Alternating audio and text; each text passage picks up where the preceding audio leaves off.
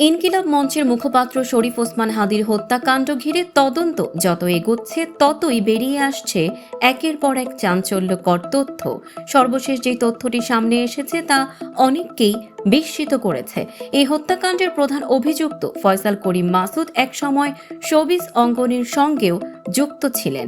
সম্প্রতি সামাজিক যোগাযোগ মাধ্যমে ভাইরাল হয়েছে ফয়সালের অভিনীত একটি টিভি নাটকের ছবি।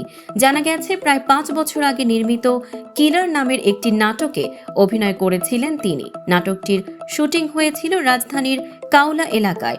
সংশ্লিষ্ট এক অভিনেতা জানান, নাটকের 2 দিনের শুটিং বাকি থাকায় কাজটি শেষ হয়নি। এমনকি এতে যুক্ত অনেক শিল্পী ও কলাকুশলী পারিশ্রমিকও পাননি। ভাইরাল হওয়া ছবিতে দেখা যায় নাটকেও ফয়সালকে একটি ভয়ঙ্কর ও দুর্ধর্ষ চরিত্রে উপস্থাপন করা হয়েছিল। তার সঙ্গে ছিলেন টিভি নাটকের কয়েকজন পরিচিত মুখ।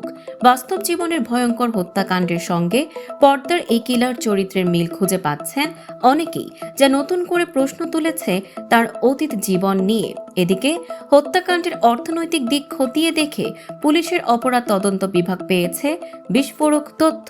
প্রাথমিক অনুসন্ধানে উঠে এসেছে ফয়সাল করিম মাসুদ ও তার স্বার্থ সংশ্লিষ্ট ব্যক্তি ও প্রতিষ্ঠানের ব্যাংক হিসাবে 127 কোটি টাকার বেশি অস্বাভাবিক লেনদেন হয়েছে।